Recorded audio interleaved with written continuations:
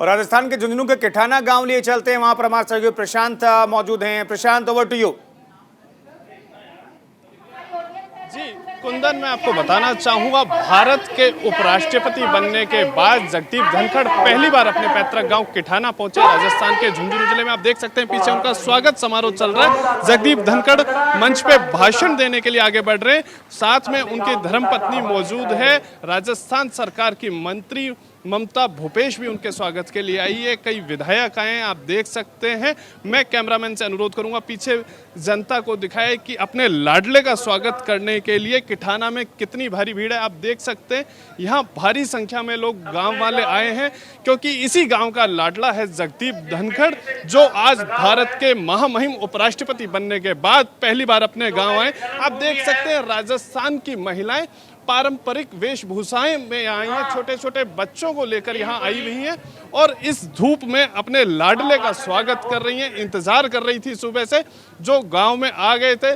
गांव में आने के बाद उन्होंने जोड़िया के बालाजी, जिसमें उनकी काफी आस्था है, वहां पूजा की। उसके बाद गांव के ही ठाकुर जी के मंदिर गए और उस स्कूल गए जहां खुद जगदीप धनखड़ पढ़ते थे, और वहां पे विकास कार्यों का इन्होंने पूजन कर शिलान्यास किया, शुभारंभ किया। और अब आ गए हैं अपने गांव के उस मैदान में। आप देख सकते हैं मंच की ओर कि ये गांव के दर्शक, उनके साथी, सखा, बच्चे जो देखने आए हैं, कहीं ना कहीं इनकी रिश्तेदारी और एक मित्रता है गांव वालों की, और निश्चित रूप से आज ये देख रहे हैं। और आप देख सकते हैं मंच पर जगदीप धनखड़ जी का भाषण शुरू हो चुका है और वो गांव वालों को संबोधित कर रहे हैं और अपने अनुभव शेयर कर रहे हैं कि इस गांव के साथ, और अपने पुराने सहयोगियों के नाम लेकर उन्हें याद कर रहे हैं। जी कुंदन।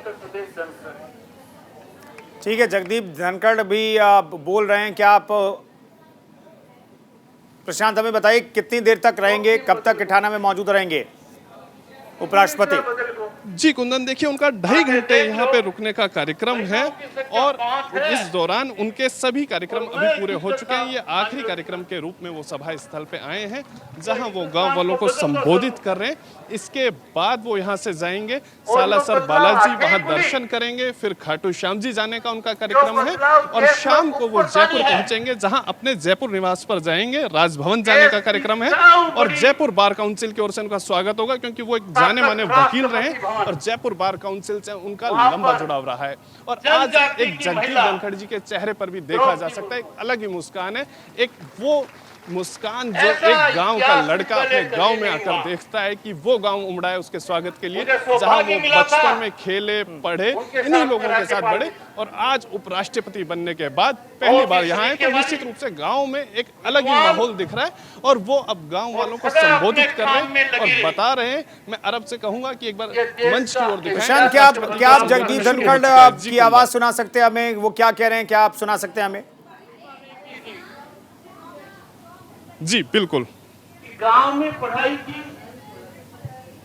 अपने यहाँ उसका न बिजली थी, न सड़क थी, टेलीफोन वगैरह तो दूर की बात है, और 6ठी क्लास में जाना पड़ता था। इतना लंबा सफर और आपके पराक्रम और आशीर्वाद से वहां पहुंचना एक बहुत बड़े बदलाव को संकेत देता है।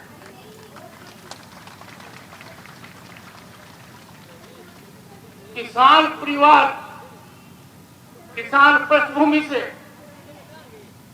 कोई व्यक्ति वहां पहुंचे,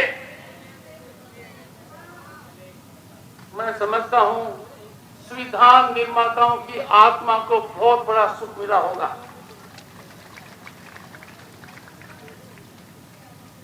और भारत के प्रधानमंत्री पद पर विराजमान नरेंद्र मोदी जी जब उनकी पृष्ठभूमि देखते हैं तो लगता है हालात अब बहुत बेहतर होते जा रहे हैं। नरेंद्र खच्चर जी के बारे में एक बात कहूंगा, ये मेरे लिए बहुत शुभ है। कोई खास कारण है। जब मैं लोकसभा में जा रहा था संसद परिसर में, तो हम और खिचड़ जी एक ही गाड़ी में बैठ कर गए। और जब मैं वापस आया तो मेरी नियुक्ति पश्चिम बंगाल के राज्यपाल के पद पर हुई। यह घटना इनको भी याद है और मुझे भी बखूबी याद है। कोई दिन ऐसा नहीं गया है जब किसान, गरीब, अनुसूचित जनजाति के व्यक्ति की और किठाना गांव की बात मेरे दिल में न है। मैं इस मिट्टी को नमन करता हूं।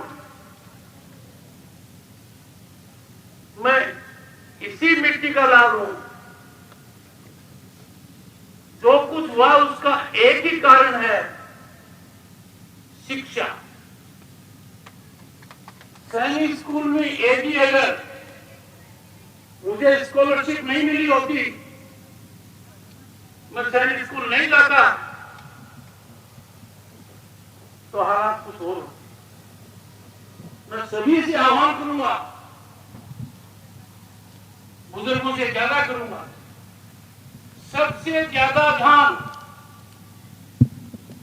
सबसे ज्यादा जोर पढ़ाई पर दीजिए। और एक बात का खास ध्यान रखिए, बच्चों और बच्चियों के ऊपर टेंशन मत रखिए, स्ट्रेस मत रखिए। वो जो करना चाहें वो करने दीजिए। मुझे वो दिन याद है, उस दिन को मैं कभी नहीं भूल पाऊंगा, जब 1979-80 में जयपुर में बैंक ऑफ बड़ौदा में गया और वकील की लाइब्रेरी के लिए मैंने 6000 का कर्जा लिया। आज हालात ये हैं कि किसी के पास कोई भी विचार है, जिसको जमीन पर उतारना चाहता है,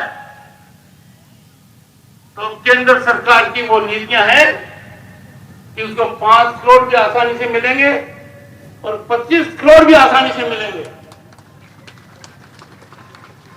और ये बदलाव मैंने देखा है। जो लोग व्यापार में, उद्योग में आगे बढ़ रहे हैं, उन अधिकांश की पृष्ठभूमि साधारण परिवार की रही है।